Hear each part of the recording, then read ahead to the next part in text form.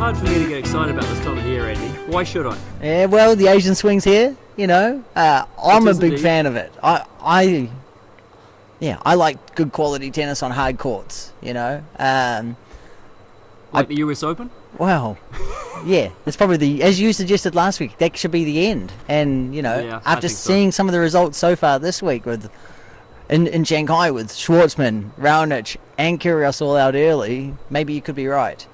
Now, don't know. If you remember last week, Gareth, I talked about Kyrgios possibly tanking a match. Yeah, I recall. Now, last week he lost in the quarters to Gasquet 6-6. Yep. And he put out an ominous post on his Instagram saying, next week, don't worry about me, Shanghai. As in, he's going to be there to compete. To fight on. Yeah. First round loss today.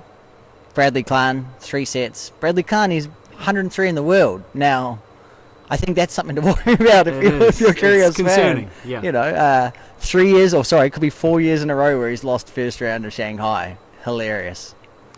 It's not good enough, is it? No. But to joke about it before you go there and then that result happen is hilarious.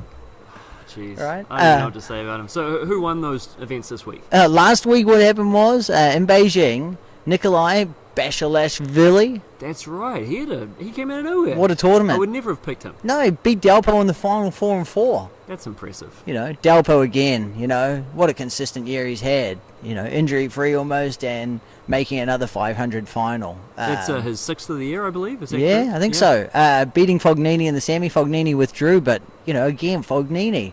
Final the previous week, semi of a 500 the following week. Man, he's on fire. I'd have to go back and look, but it feels like a career year for Fognini. Definitely is. You know, I think last week we talked about him trying to be the first Italian man to win 4 titles in a year. Right. And I mean, he's made a few finals in that run as well. So yeah. He's on fire. And I guess the qualifier, Medvedev, came out of nowhere and won Japan. Yeah, beat Nishikori in the final. Nishikori in the final. That's no easy feat. What's this? Nishikori, home event, you know? Yeah. And I think Daniil Medvedev went through without dropping a set. Yeah, it's impressive. What a tournament. In the doubles there, Ben McLaughlin from New Zealand representing Japan, him and Shrew, they went through all the way and won the doubles. Now, that's back-to-back Japan titles for Ben. And defending those points. Yeah, good on him, and he needed to, as we talked about. And he beat Ravenclass and Michael Venus in the final. Oh, did he? Yeah, so in the final. I think it's awesome. I think that means that Michael might almost cement his spot in the year-end event for the second consecutive year. Oh, fantastic. Good on you, Michael. And a good paycheck, right? Yeah. Keeps you going. In that tournament as well, Shapovalov, he beat Wawrinka. Yeah. That was a bit of an upset to me, you know, knowing that I'm not that much of a Shapovalov fan, but to go out there and have a top-quality win over Wawrinka, good on him. I feel like we were both, earlier in the year, relatively hesitant about putting him up in the upper echelon, right? He's a really good player, but he's almost a 500 player. Yep. In the sense that he's going to go out one week and he's going to win a round, but then the next week he'll lose in the first round. So he's going to be 1-1 almost. And he might become streaky, you know, he might win 2 or 3 rounds at a tournament and then lose 2 or 3 first rounds in a row. Is it fair to say he's exceeded your expectations somewhat this year? Yeah, I mean, I thought at the beginning of the year, low. he would drop out of the top 50. Now, it looks to me that he's going to finish inside the top 50, maybe even around that 40 mark, slightly below that. So, yeah, he's exceeded my expectations for this year, for sure. Yeah, good stuff. Yeah. I see Medvedev, as we look forward, I guess, to this week in Shanghai with the 1000 Masters. He's got a tricky draw. He's got a wild card first round, but then he's got Federer second round. Yeah, that's tough, isn't it? That's tough to back up. And Federer off a bye. He qualified in Japan, so that's, 7 or 8 matches in a row, and then he's got to, travel to Shanghai, which I guess is not that far, but then he's got to back it up and compete like that. That's going to be a challenge. But even win, play immediately the next day. That first round started Sunday here, started very early, most of the matches finished today. I guess he's probably playing today sometime. Tomorrow. Oh, tomorrow? Yeah. Okay, so you get a day off at least. Yeah, day off in there. Okay, what else do you see in the first round? What do you like? Well, there's a few matches that I like throughout second round. Yeah, a lot of throughout the tournament. There's a few good matches I'm looking forward to. I hope Federer and Nishikori meet each other in the quarters. Yep. And I think they both should. Relatively easy draws. I think Delpo versus Coric could be a good game to look forward to. Coric, one of my favourites that I look forward to watching. The match that I'm looking forward to tomorrow is Kakinov versus Tsitsipas. Oh, buddy. What a game, That's right? one hell of a match. 2 youngsters bang it out.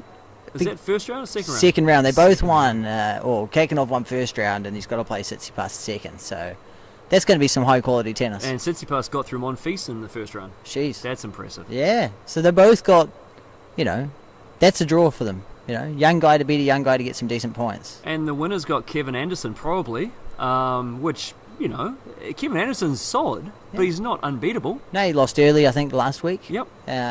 Just shows that, this end of the year, there's some easier points or some matches that are possibly winnable that aren't throughout the year. Let me tell you who's getting through that section. Kakanov. Kakanov? Yep. Ooh. He's getting through. He's getting through Tsitsipas, and then he's getting through Anderson. I like it. Yep. Yeah, get your money on. I think I didn't see the odds, but that was one of my picks for later in the podcast. Yeah. I don't see Djokovic having much trouble early, and I think he's going to have Chung. You reckon he'll play Chung? He'll have Chung, but I think he's going to get through that. I don't see him having a problem with that. Chung doesn't have a big enough serve to get enough easy points. He's going to be out there grinding all day. Djokovic has got too much, I think. So I think it'll be him versus Kakanov when he gets through in the quarters, I believe. Yep. That's going to be a great match. Yeah, it will be. There's a few good quarterfinal matchups there, I think the class will prevail at the end of the day. We'll see a Federer, Djokovic or something like that. But, I'm hoping a young gun comes on through. Absolutely. Yeah. I was a little bit surprised, I guess, that Raonic had a first-round loss to Mackenzie McDonald. I didn't see that coming. No, me neither, especially having a good result last week. Yeah. And Taylor Fritz qualified, and he's also won his first round against Robin Haas. If he can get through Query, who knows? I mean, I've been a fan of Taylor Fritz for a while, and he hasn't really pushed on. He's sort of had the kind of year that I think we thought Shapovalov might have, where he's sort of, won a few matches here, but he hasn't really performed that well. But he's got a big upswing. He can play really well. He's a big boy. He's a big boy. Yeah, definitely. Got a big game. Just putting it all together. I mean, there's so many good players. It's tough. I mean, Jack Sock again, another first-round loss this week. I think, 1,500 points to defend by the end of the year. And it's always, it seems to be every match is in 3 sets. It's another 3-setter. Last week he lost to Bavashvili or whatever you say his name. And he won the tournament. Right? And Vashvili won the tournament. You were up a set and then lost 7-5, 6-3 or whatever it was. And then, to the winner. So it's not like you're playing bad tennis. You're just not winning those matches. So I think what you're saying is, I'm going to screw up his last name, Peter Godjovic? Yep. Godjovic? Yeah, I played him actually. So what you're saying is he's going to go through and win the tournament? Maybe. I played him in a futures doubles, I don't know, 2000, over 10 years ago. Did you win? Kick my ass. Did he? Love and love, yeah. Love and love? Or love and one, yeah. Me and my doubles partner. It was a good time actually. Who are you playing with? Call him out. Chase Price. And Chase. I won't mention what he does for a son. job right now, but wouldn't be legal in most places. Any other surprises you see coming through this draw? I mean, I guess Francis Tiafoe lost to Matthew Ebden first round. That's a bit of a surprise. Yeah, definite surprise. I mean, apart from that Kyrgios tank, but as I said, I saw that coming. Yeah. Brad can't qualify, but let's get real. I think he's won 3 or 4 Masters 1000 matches in his career, Brad Kahn. They've all been this year, so he's having a great year. But, I mean, Kyrgios, right? Yeah. You shouldn't lose that type of match, and not when you go out there with the confidence of putting it on social media that don't be worried, I'm coming to Shanghai fine. Shapovalov, who actually he got to the semis last week in Japan. Is that right? Semis or quarters? Semis. He's got Basilashvili first round, who obviously won the tournament. Who do you see getting through there? Yeah, don't know. I mean, that's the thing, right? We say Shapovalov's a bit streaky. Maybe he wins. Well, I'll tell you. I know Bashvili pulled out of doubles, citing fatigue. So maybe that was just to give him an extra day of rest. Maybe. But yeah, that was interesting to me. Well, I see the winners got Alexander Zverev. So, who's gonna is the talented Zverev going to show up, or is the lackadaisical Zverev going to show up? Well, Zverev lost, second round last week to Tunisian player Jazari, or whatever you say his name, and so that was a big shock as well, right? I would love to see Shapovalov play Zverev, battle of the future guns. Yeah, that would be the match I'd love to see. So hopefully that's what happens. Do you see anybody, because Nadal's not playing, he's how long is he out for? I think he's out for the rest of the year. Murray's out from the end of this match. So Nadal agrees with us that the US Open is the pinnacle, and then the rest of the year you fade out. Yeah, well, Murray said that I'm done. He goes, there's no point in me playing much more, and save the body and get ready for next year. I mean, because just looking at the draw, without Nadal and Murray, it just seems like there's a few holes. And with a few players unseeded, like the Wawrinkas. Exactly. It does seem very open. Whatever side Delpo's on, you're a bit scary of, and of course Zverev, but, Zverev in those big matches. Do you see a way that Federer and Djokovic don't make the final? No, I think that's the draw, and that's what's going to happen. Delpo is probably the only scary one. I think Fed smashes Nishikori, right? Should handle him pretty easy. And I think Djokovic handles Chung, and that's your semis. And then from there on, 2 matches. Absolutely. I think look forward to those early round matches, the Kakanov and the Tsitsipas, and then just be ready for the final. Absolutely. So I guess just moving on from tennis a little bit, we had a big fight weekend, Andy. Oh man, yes we did. Well, Gareth and I were actually at a wedding, so we weren't fighting, but we did watch a good fight. Connor MacGregor, he fought Khabib Nurmagodemov. Now, you didn't even stumble over that name. Well, I'm a bit of a UFC fan, eh? I love it. and those are the type of names I'll get. Once I hear them over and over, I'll get it. Yeah. What can I say? It's a battle between two styles. Khabib, the wrestler, always going for the takedown, even dropping to the single leg of Connor, try to get him down. Yeah. Connor didn't have many answers for that. He had his big left hand, but, if you're unable to find your spot, you're not going to knock someone out. But the fight wasn't the main part, was it, Gareth? No, it wasn't the main attraction, was it? After Khabib gave Connor a rear naked choke and choked him out to finish, Khabib stood up, yelled a few things at Connor, looked over at Connor's team, threw his mouth guard, looked at Connor's team and started yelling, and then jumped over the fence, over the UFC octagon wall, and got in a brawl with the team outside. Amazing. Well, it didn't stop there. No. Right? Few of Khabib's team then jumped over the fence with some great elegance and started laying into Connor. Yeah. What the hell was going on? And what I saw on, I think it was Twitter or some kind of social media, was a reverse camera angle that showed before Khabib's, I think I heard it was his brother, jump over the fence to have a go at Connor. Connor punched one of Khabib's team that was hanging on the top of the fence. So it's not as clear cut as it would seem. Wow. And I mean, with the amount of trash talk that Conor McGregor participates in before the game. I mean, look, don't get me wrong. I would love to see more of that in tennis. I would love to see some players talking shit and really get in people's faces. That would be fantastic. 100%. However, you're gonna have to accept some repercussions. Where do you draw the line, and where is free speech too far? Yeah. Right? Because I tell you what, these are two gladiators and they're in the heat of the moment. And if Connor is going to say certain things about Khabib's family and coach and all that, where he's from and what kind of a person he is, and he wins the fight, you know what, afterwards I'd probably do the same thing. Like, come on, let's go. That's What's right. up? If you pick on someone's religion, their country and their family, I don't know how many other things there is to cross off the list before you're being offensive. And I'll tell you what, I think Connor is a great showman, but does he go too far? Well, I think he's a great salesman. Yes. Everything he says is, I will go further, and you can see it on Saturday night. Well, that's total salesman pitch. You can say whatever you want, and that's how you're going to finish it. Where does his career stand now that he has lost that match? He's now 21-5. Connor doesn't lose. So he loses the fight, but he doesn't lose. No, there's only, out of that fight, there's one winner, and that's, Khabib won the fight. Yes. He lost overall. They could strip him of his title. They hadn't paid him his purse. They did. They withheld his purse from him, and is he going to get that? Yeah, for sure. Yeah, but he'll be fined significantly. Yeah. There's visa implications from there, right? Because the governor of Las Vegas was at the event, and he ran out of the venue when that happened because he was scared. Yeah. Now, if the governor is involved, and you're someone there on a visa, it's quite a scary situation. That could easily have gone a lot worse.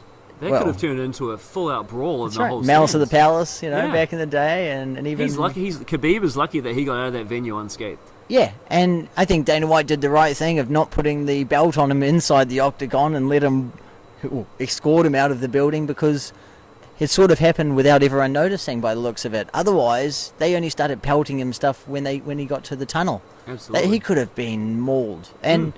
not only he could have, I think when the trash talking is that insane, and you're involving countries and religion, the Russians and the Irish. Now that's two people I don't want to piss off. No. Right? Two fiery people. Yeah. Or two fiery countries. And even the fights coming out after it in the streets were quite decent viewing. Oh, really? Right? I haven't seen any of those. But that's what happens. And, Dana White said, what else can you do? He goes, what else do you want me to do? He goes, we had the most police that we've ever had here.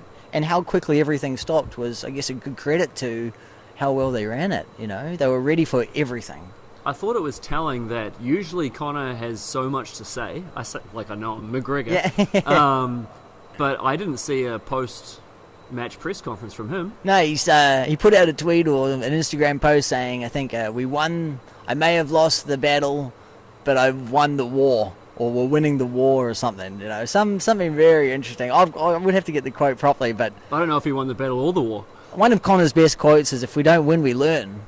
And, I like that. And to me, that shows what he is. All the times that he's lost in his career, he's been very humble. Yes, which is why I was expecting him to come out. But, there wasn't a lot that he could be humble about after that altercation. Yeah, well, not after the altercation. He lost a fight. Everything else after that was Khabib's doing. Yes. Right? But he lost the fight, which is the competition. That's what he was disappointed in. And that's what an athlete is, right? Absolutely. At the end of the day, he gets his check. Connor was looking at getting close to 50 million, if not more. His proper 12 bottles... 50 million? His proper 12 bottles were all over the logos were all over the octagon. It was all over everything. What is that? It's his own whiskey. His own whiskey? Oh, man.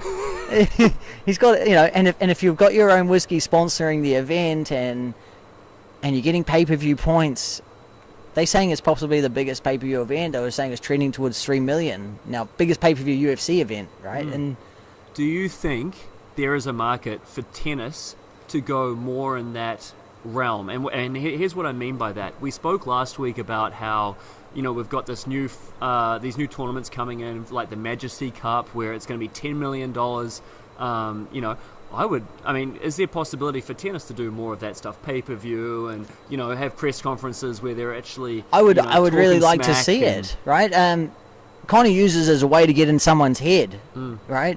I don't think we see enough people trying to get in other people's head either before or during a match, verbally. Yes, and I know tennis is more of a gentleman's sport, I suppose. It's in the golf kind of realm, but I feel like there's a compromise. We don't have to go as far as UFC, but maybe we could meet in the middle somewhere just to generate a bit of hype with casual observers to the game. Definitely, especially with, look, rivalries enhance the game. Now, Federer and Nadal are rivals, but they're too nice. Back in the day, you had Sampras and Agassi, and they were polar opposites, and people really picked a side and got in behind one of them. Well, the problem is, Djokovic is really nice too, but people hate him. Yeah.